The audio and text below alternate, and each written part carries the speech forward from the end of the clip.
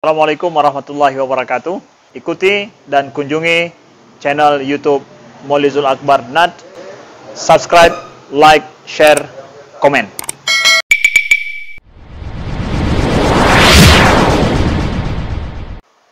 Assalamualaikum warahmatullahi wabarakatuh. Innal hamdalillah nasta'inuhu wa nastaghfiruh wa na'udzu bihi min shururi anfusina wa min sayyiati a'malina. May yahdihillahu fala mudilla lahu wa may yudlil fala hadiya lahu. Asyhadu an la ilaha illallah wahdahu la syarika lahu wa asyhadu anna Muhammadan 'abduhu wa rasuluhul karim. Allahumma shalli wa sallim ala nabiyyina wa sayyidina Muhammadin wa ala alihi wa ashabihi ajma'in. Amma ba'd. Rabbi shrah li sadri wa yassir li amri wa hlul 'uqdatam min lisani yafqahu qawli. Segala puji bagi Allah, kemudian salawat dan salam kepada Rasulullah, pada keluarga dan seluruh sahabat-sahabatnya. Jamaah salat subuh, bapak-bapak dan ibu-ibu yang Allah muliakan, kita akan bersama sekitaran setengah jam.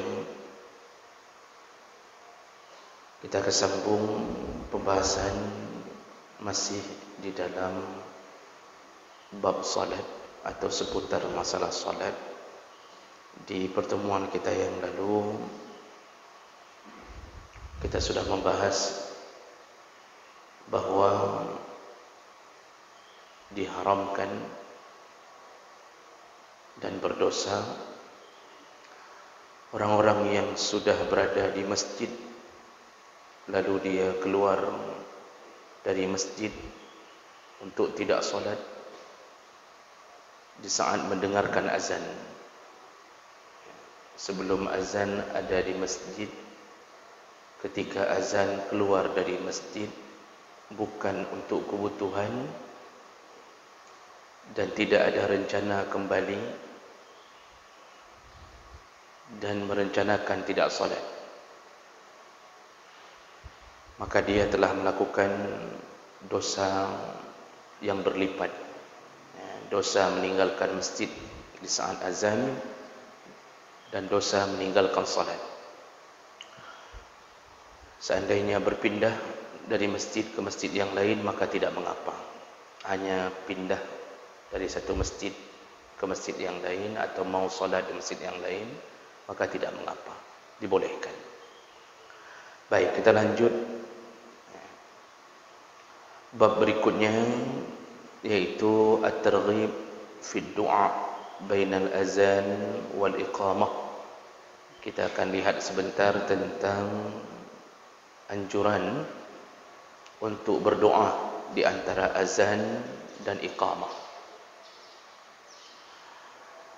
Bapak Ibu yang Allah muliakan, dalam salah satu hadis Rasulullah sallallahu alaihi wasallam menyebutkan dari Anas bin Malik radhiyallahu anhu anna Rasulullah sallallahu alaihi wasallam qala ad-du'a bainal azan wal iqamah la yurad.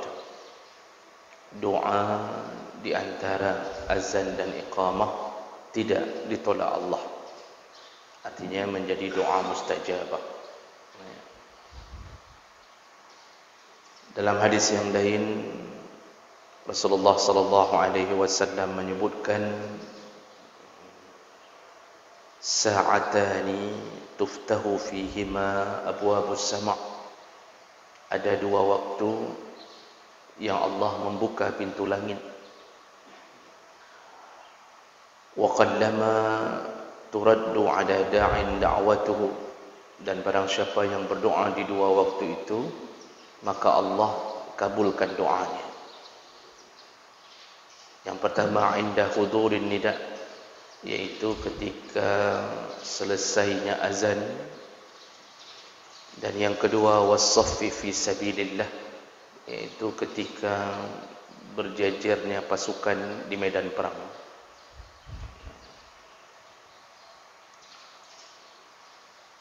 Dan ada beberapa hadis yang lain yang maksudnya sama. Dan jemaah melakukan Allah Subhanahu wa taala, kita berharap sesuatu dari Allah,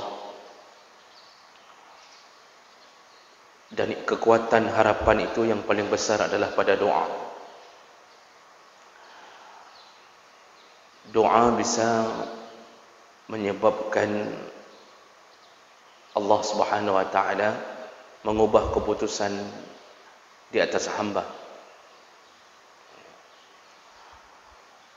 Seandainya satu tempat yang Allah sudah rencanakan diturunkannya bala, maka Allah bisa cabut, atau Allah bisa tahan, atau Allah bisa tunda bala tersebut dengan doa. Contoh, Allah Subhanahu wa taala menyebutkan dalam Al-Quran, Allah tidak akan mengazab suatu kaum wahum yastaghfirun, wa ma kana Allah yu'azibuhum wahum yastaghfirun. Allah tidak akan mengazab satu kaum selama mereka masih terus beristighfar. Kalimah istighfar ini sebenarnya bahagian daripada doa, karena kita memohon kepada Allah, memohon ampun kepada Allah. Jadi doa bisa menolak salah satu daripada yang Allah ingin rencanakan untuk memberikan bala. Makanya doa itu disebut silahul mukmin. Doa itu disebut senjatanya orang mukmin. Doa lebih kuat daripada pasukan perang atau alat-alat perang yang telah kita siapkan. Beberapa perang di masa Nabi, Allah Subhanahu wa taala tolong Nabi dengan cara menurunkan pasukan junudin lam tarawha, pasukan yang tidak engkau lihat. Dalam perang Badar, dalam beberapa perang itu turun malaikat-malaikat Allah berkat doa-doanya orang-orang yang sedang berperang di jalan Allah. Maka kekuatan pasukan perang atau alat-alat perang itu bisa dikalahkan dengan kekuatan doa. Maka doa menjadi senjata. Orang zalim yang punya kuasa berlebihan di saat dia berkuasa, itu kadang-kadang hanya bisa diruntuhkan dengan doa. Allah Subhanahu wa taala, Rasulullah sallallahu alaihi wasallam menyebutkan dalam beberapa riwayat hadis, da'watul mazlum la turad. Doanya orang-orang yang terzalimi itu tidak ditolak Allah. Walaupun Allah mendengarkan doa itu dari orang kafir, wa in kana kafiran. Bayangkan jemaah maka Allah, doa orang zalim tidak tertolak, walaupun yang diucapkan oleh doa orang terzalimi tidak tertolak, walaupun diucapkan oleh orang kafir. Ini kan aneh. Orang kafir meminta sesuatu dari Tuhan yang dia tidak percaya. Tuhannya Yesus, Yahudi Tuhannya Yahweh. Dalam bahasa Aceh, kapinah gede, suruh pindah, kawih. Tapi Masya Allah, ketika mereka dizalimi bahkan oleh orang Islam, mereka kafir, lalu mereka memohon kepada Tuhannya orang Islam. Apa kata Rasulullah? Diterima doanya orang kafir kalau posisinya terzalimi. Padahal Allah tahu mereka tidak mengakui Allah sebagai Tuhan. Kenapa Allah terima doa-doa orang kafir yang terzalimi? Bukan karena Allah sayang pada mereka, sama sekali bukan. Bukan karena Allah ridha terhadap mereka. karena mereka golongan musyrikin. Tapi karena Allah ingin menunjukkan keadilannya, Allah ingin menunjukkan bahawa Allah itu adil. Tidak boleh hamba terzalimi oleh hamba yang lain selama tidak berhak dizalimi. Makanya doa itu bisa meruntuhkan kekuasaan. Berapa kali Nabi Musa berdoa untuk meruntuhkan kekuasaan Fir'aun? Berkali-kali. Berkali-kali. Semua para Nabi kekasih Allah pun berdoa dalam segala hal. Bagaimana Allah catat doa-doanya Nabi Ibrahim dalam Al-Quran, dalam menata rumah tangga, dalam memohon anak, ya, di saat beliau tersiksa, dibakar api, banyak sekali. Nabi Allah Adam alaihissalam menyesali semua maksiat yang dia lakukan di dalam surga, dan beliau juga berdoa kepada Allah.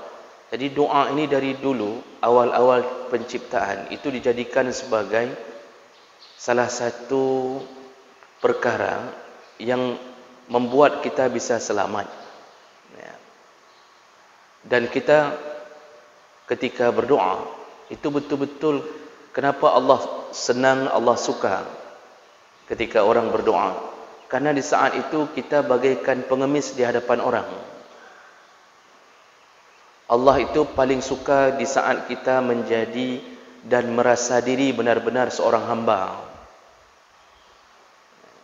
Orang berdoa itu sudah menghambakan diri. Karena kita biasanya dengan sesama manusia, kita gengsi meminta sesuatu, gengsi. Tapi ketika seseorang sudah mulai menadahkan tangannya, itu gengsinya sudah hilang. Dia tidak peduli mau disebut orang pengemis atau apa, dia gengsinya sudah hilang. Jadi benar-benar dia merasa diri bahwa dia seakan-akan budak dari seorang hamba. Dengan sesama hamba saja, ketika orang merendahkan diri, maka kemungkinan diberi lebih cepat, Pak. Dengan sesama hamba. Kita ini di saat mendatangi orang kaya, memohon pinjaman atau hutang, kalau kita berlagak di depan orang kaya tadi, minta pinjam tapi kita bergaya sombong, itu biasanya susah diberi. Kecuali pada jalan yang haram, seperti pinjam di bank, itu enggak peduli mau sombong mau tidak, tetap diberi, Pak. Karena memang sama-sama diajak ke neraka, itu dilayani habis.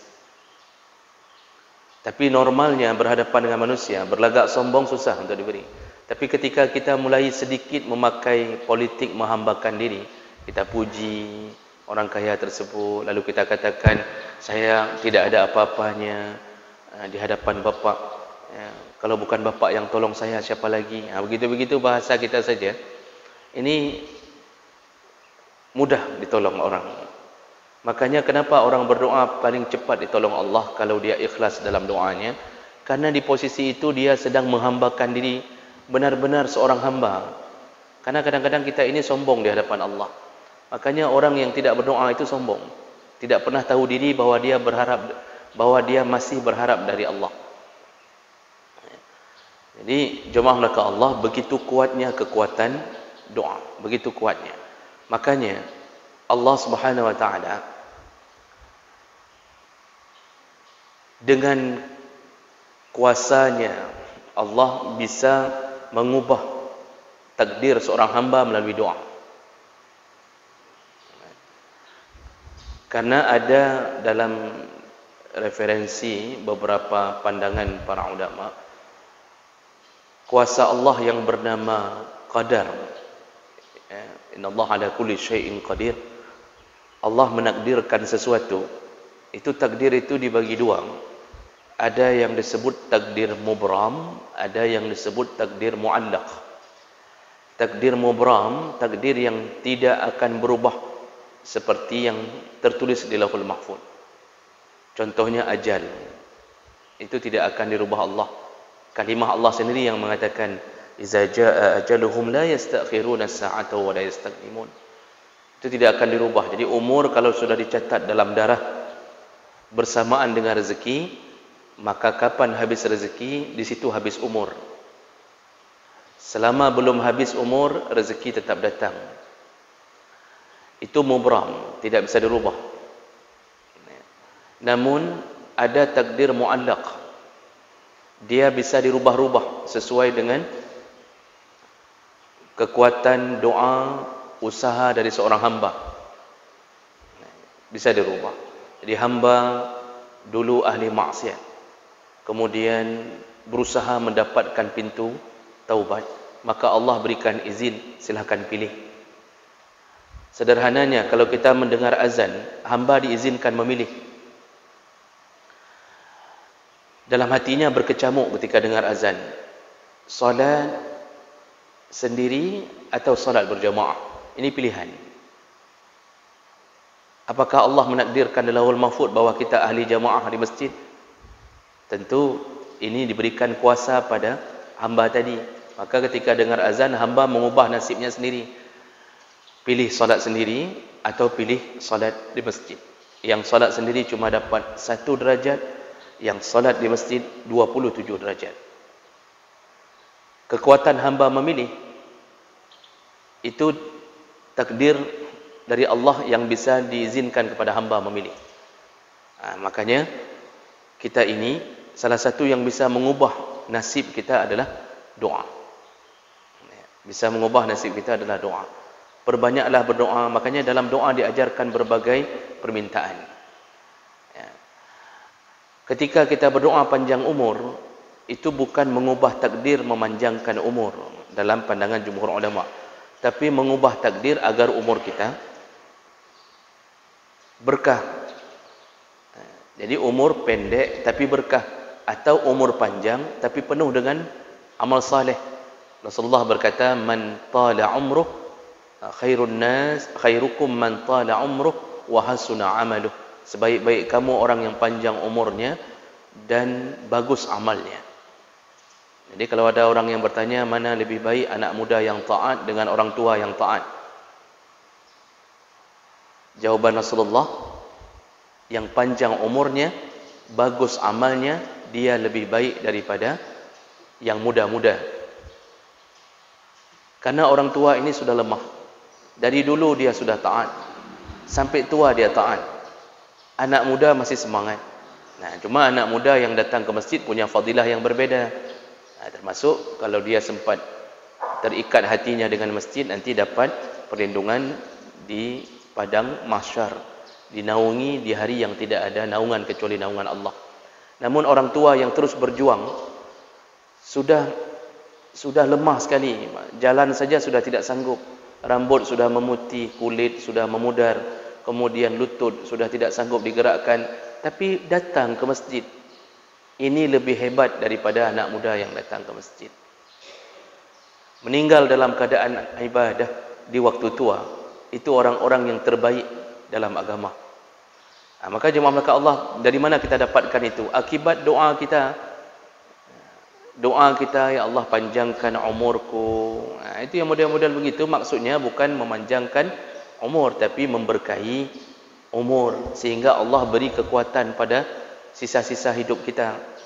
Karena Rasulullah mengatakan, kalau Allah sayang kepada hamba, as-salahu, Allah akan memberikan madu untuknya. Ketika Allah sayang pada seorang hamba, Allah membuat hidupnya menjadi madu. Lalu sahabat bertanya, apa maksud as-salahu? Apa maksud diberikan madu atau dimadukan oleh Allah? Rasulullah menjawab, ista'malahu qabla mautih. Dia diizinkan Allah berbuat baik sebelum kematiannya. Itu berarti Allah sayang kepadanya. Caranya bagaimana? Mohon kepada Allah. Makanya kita minta apa? Rabbana atina fid dunya hasanah. Ya Allah, berikanlah kami kebaikan di dunia. Itu kebaikan apa? Kebaikan ibadah. Tetaplah engkau beri kami kekuatan ibadah. Makanya ni bapa-bapa yang selalu hadir di masjid-masjid Allah, yang sudah berumur di atas 55, di atas 60, bersyukurlah kepada Allah kita dipilih termasuk orang-orang yang kuat menjalankan ketaatan. Makanya terus berdoa. Jangan sampai doa itu melemah. Para nabi pun berdoa untuk berharap-harap dari Allah. Maka jemaah maka Allah, salah satu tempat berdoa yang paling kuat di antara banyaknya tempat mustajabah doa. Jadi tempat mustajabah doa itu ada beberapa tempat yang disebutkan melalui hadis-hadis Nabi. Juga ada waktu-waktu yang mustajabah doa. Dia ada tempat mustajabah, ada waktu mustajabah. Ya.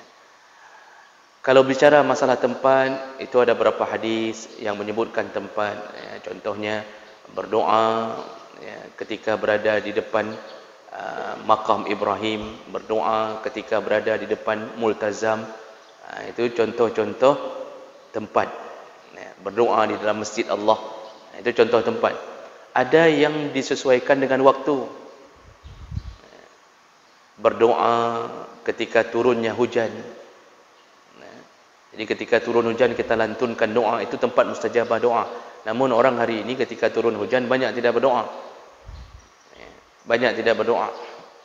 Doa yang dipanjatkan Nabi ketika turun hujan, salah satunya adalah Allahumma sabiyan nafi'a. Ya Allah, jadikan hujan itu sebagai yang bermanfaat untuk kami. Dan ketika hari Jumaat, ketika khatib berada di atas mimbar dan ketika khatib duduk di antara dua khutbah, itu tempat mustajabah doa. Ketika di malam hari, ketika di dalam sujud. Jadi Allah berikan izin, ini tempat-tempat terbaik berdoa. Nah, hari ini kita dengarkan Rasulullah mengatakan doa terbaik adalah di antara azan dan iqamah, tidak akan ditolak oleh Allah Subhanahu wa taala. Tadi disebutkan dua tempat tidak akan ditolak doanya oleh Allah, yaitu ketika selesai azan dan ketika berada di medan perang fi sabilillah. Itu doa tidak ditolak Allah. Makanya jemaah menakan Allah, salah satu yang kita harus kejar adalah permohonan supaya dikabulkan. Orang berilmu itu beribadahnya disesuaikan dengan ilmu. Orang tanpa ilmu itu ibadahnya dia sesuaikan dengan naluri. Maka beda.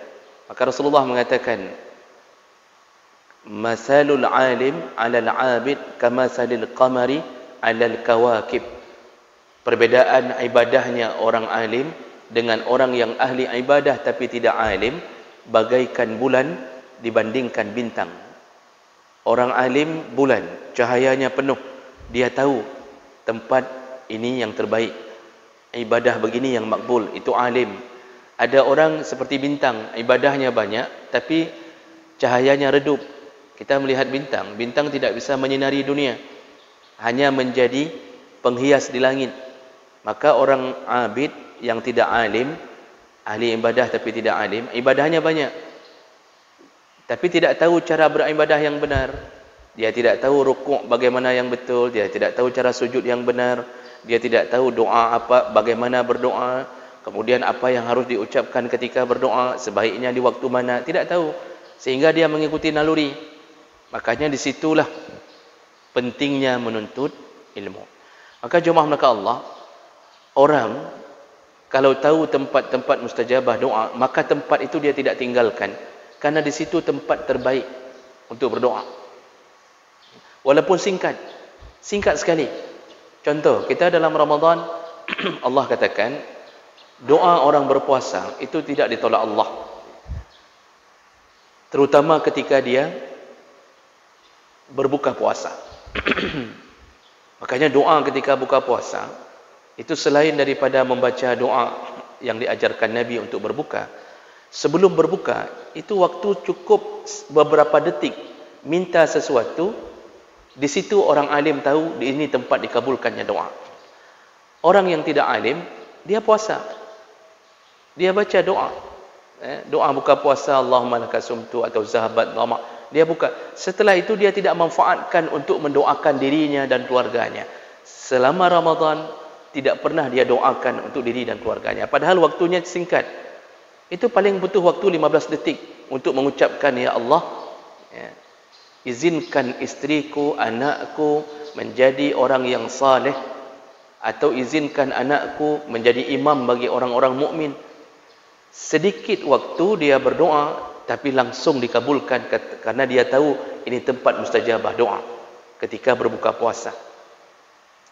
Contoh itu berlaku pada semua perkara. Sekarang antara azan dan iqamah itu doa tidak ditolak. Maka apa yang harus kita lakukan jemaah maka Allah? Yang pertama, baca dulu doa yang diajarkan Nabi. Itu sudah kita kabarkan di dua pertemuan yang lalu. Setelah azan itu baca doa wasilah. Allahumma rabb hazihi da'wah dan seterusnya. Kemudian bersalawat kepada Nabi masing-masing.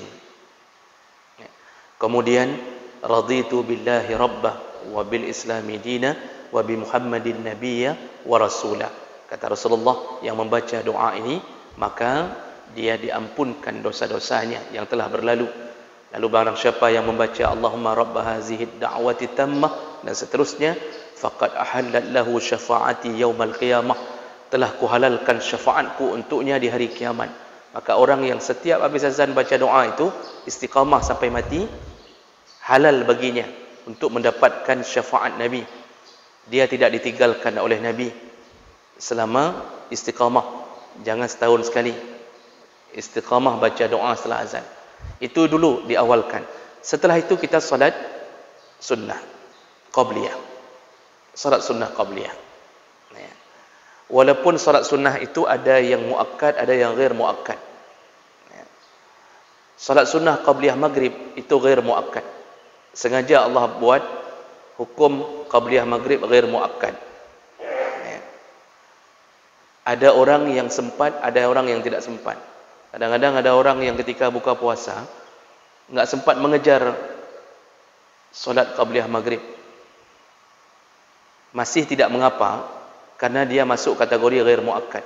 Karena hadis-hadis Nabi menyebutkan yang dikejar yang paling utama yang muakkad, yaitu antara 10 atau 12 rakaat. Itu yang harus dikejar. Maka dibangunkan rumah untuknya di surga Allah Subhanahu wa taala, yang menjalankan 10 atau 12 rakaat yang muakkad. Namun kita yang melakukan ghair muakkad dapat pahala besar. Setelah itu, ini misal habis kita solat qabliyah maghrib, sambil menunggu iqamah. Hari ini iqamah diatur di masjid-masjid supaya orang lebih teratur, supaya tahu kapan akan bangun imam. Maka diaturlah mesin ten-ten. Jadi kita bisa lihat, oh tinggal berapa menit lagi. Walaupun di masa Nabi itu tidak ada, tapi ini bukanlah pekerjaan bid'ah. Jadi orang bisa mengukur diri, oh ini masih sempat solat, ini tidak sempat. Nah, kita lihat waktu masih sekitar 3 menit. Apa yang dilakukan? Ada orang yang tertaha-taha sambil menunggu iqamah. Ini sudah selesai solat qabliyah. Dia taha, ada yang bukan taha, ada yang terbiar-biar. Beda antara taha dengan terbiar. Taha itu masih normal. Dia taha tapi masih pikirannya masih jalan. Kalau terbiar-biar, dia taha tapi tidak normal, entah apa-apa, kayak orang bodoh begitu, Pak. Duduk, tidak tahu mau buat apa. Padahal Nabi mengatakan antara azan dan iqamah waktu terbaik untuk berdoa. Di situ kita seharusnya memanfaatkan waktu yang 2 menit, 3 menit. Kita lihat 5 menit tu. Jangan ajak orang samping bicara. Ini ada yang 3 menit tu. Langsung kita tanya ke samping, "Kiban, nak bereh mekat orangnya?" Dia mulai mengajak orang samping untuk berdiskusi, berbicara urusan dunia. Padahal di situ waktu istijabah doa. Maka seharusnya kita angkat tangan, bermohonlah kepada Allah Subhanahu wa taala, apapun mintalah sebanyak-banyaknya permintaan. Dan jangan fikir tidak enak dengan Allah. Nanti ada yang mengatakan trip tak berdoa lagi. Lama sekali kok berdoanya. Kita merasa seakan-akan kalau lama berdoa dan banyak sekali kita minta, ada yang pakai perasaan dengan Allah.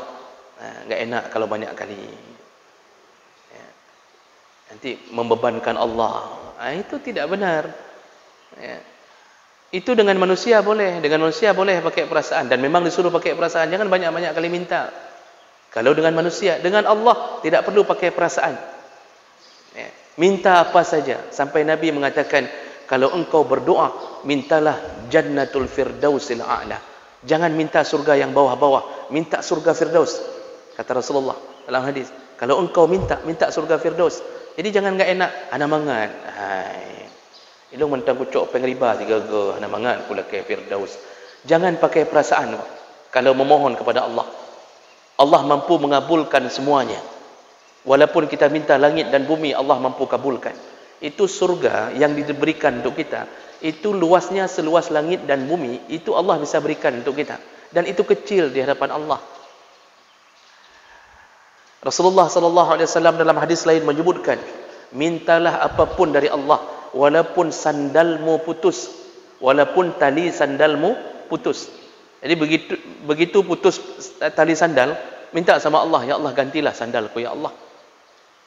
Maka Allah ganti. Begitu keluar masjid, dapat sandal orang. Tapi itu bukan Allah yang beri. Nyan but gerode. Tapi jemaah menakan Allah, apa maksud Nabi? Mintalah waktu sandalmu putus, minta ganti sama Allah. Begitunya Nabi mengatakan dalam segala hal. Ribut sama isteri, isteri ribut sama suami, anak bermasalah, tidak hamil-hamil atau selalu hamil terus-terusan, minta sama Allah.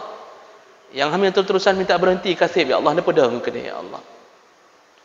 Yang belum diberi minta sama Allah. Jadi semua minta sama Allah. Dan waktu terbaik salah satunya Allah beri kesempatan di antara azan dan iqamah. Maka jangan buang-buang waktu antara azan dan iqamah. Angkat tangan Pak. Kita cukupkan karena di antara kita ada yang harus melakukan kewajiban. Semoga yang datang Allah telah catatkan pahala, dan semoga Allah Subhanahu wa taala mengumpulkan kita kembali di dalam surganya. Amin ya rabbal alamin. Subhanakallahumma bihamdik, asyhadu an la ilaha illa anta, astaghfiruka wa atubu ilaik. Wassalamualaikum warahmatullahi wabarakatuh.